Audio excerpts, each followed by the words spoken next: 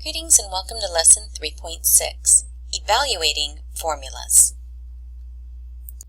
When we talk about evaluating formulas, we're given a formula or we know a formula, and given some information, we're going to plug in some unknowns to solve for the last unknown.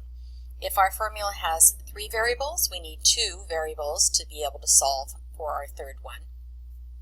If we have 2 variables, we need 1 variable to solve for our other one.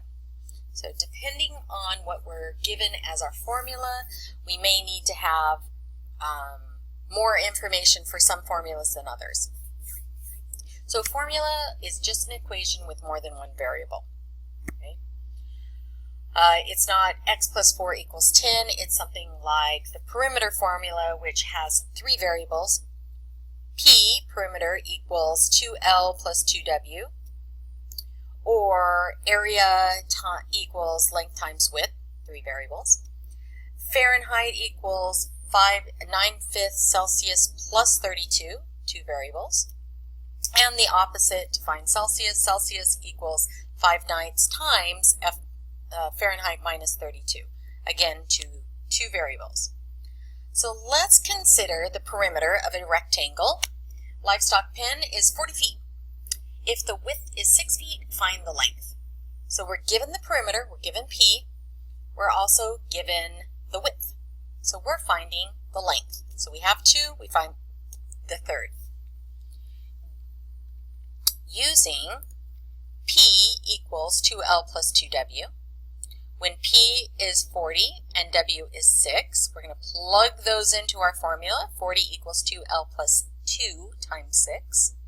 2 times 6 is 12, so 40 equals 2L plus 12.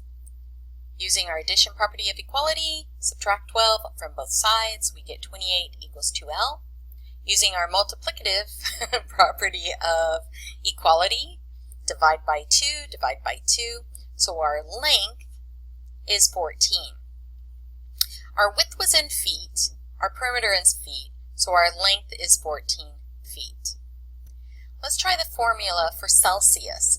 Celsius, C, equals 5/9 times F minus 32, where F is Fahrenheit. So we're given a degree in Fahrenheit and we want to find Celsius. So let's figure out when Fahrenheit is 95 degrees. When F equals 95, the formula C equals 5/9 times F minus 32 becomes C equals 5/9 times 95 minus 32. Now we just need to do the math. 95 minus 32 is 63. That's C equals 5/9 times 63. 9 can go into 63 7 times, so we can reduce that. 5 times 7 is 35. So 95 degrees is Fahrenheit is 35 degrees Celsius. Now it doesn't have to be something like perimeter or area or Fahrenheit or Celsius. We can have 2 unknowns. So let's say your formula that you're going to be working with is y equals 2x plus 6. And then I'm going to tell you x equals negative 2.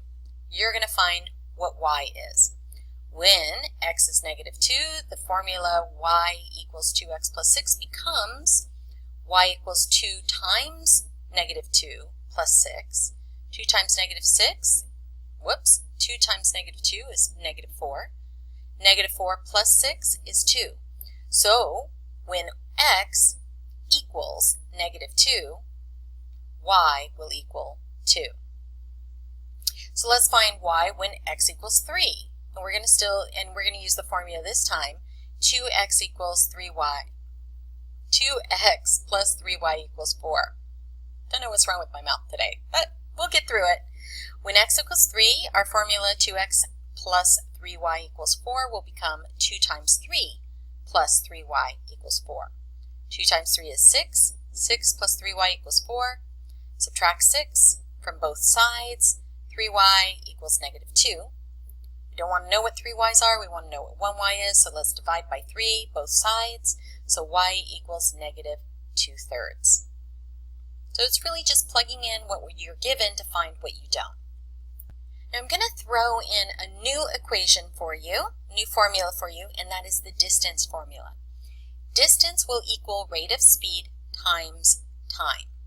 So d equals r times t. Additionally, we can solve for any of these variables. So if I solve for r, I'm going to divide by both sides by t, so r will equal d over t, or d divided by t. If I want to solve for t, I'm going to divide both sides by r. Therefore, divide by r, so t will equal d over r. So all three of these formulas mean the same thing. It's just, what are you given? What are you trying to solve? All right, let's see the distance formula in action. At 1 p.m., Jordan leaves her house and drives an average speed of 50 miles per hour to her sister's house. She arrives at 4 p.m. Let's answer the question, how many hours was the drive to her sister's house? And see, how many miles from her sister does Jordan live? Well, if we want to know how many hours she was on the road, we take the time that she arrived, 4 p.m., and we subtract the time she left, which was 1 p.m. 4 p.m. minus 1 p.m., we're just going to cross out the p.m.s. We're going to deal with the hours. 4 hours, 4 minus 1 will give us 3 hours. So she was on the road for 3 hours. Now, we know the time was 3 hours. We know her average speed was 50 miles per hour. We want to find the distance. So we're going to use the distance, d equals rate times time. So d equals r times t. Rate is 50 miles per hour. Time is 3 hours. So distance will equal 50 miles per hour, we're going to write it as a fraction, times 3 hours. The units matter. That's why I'm writing them down. The units matter. Hours will cancel out hours. That's just anything over itself is 1. So now I have 50 miles times 3 will equal 150 miles. So Jordan lives 150 miles away from her sister. One little thing to discuss, facts from geometry. If we recall, complementary angles will add to 90 degrees. So two angles, we'll call them x and y. X plus y equals 90 degrees. If we want to solve for angle y, subtract x, y will equal 90 minus x. Similarly, for supplementary angles, then it's going to be 180. So y equals 180 minus x.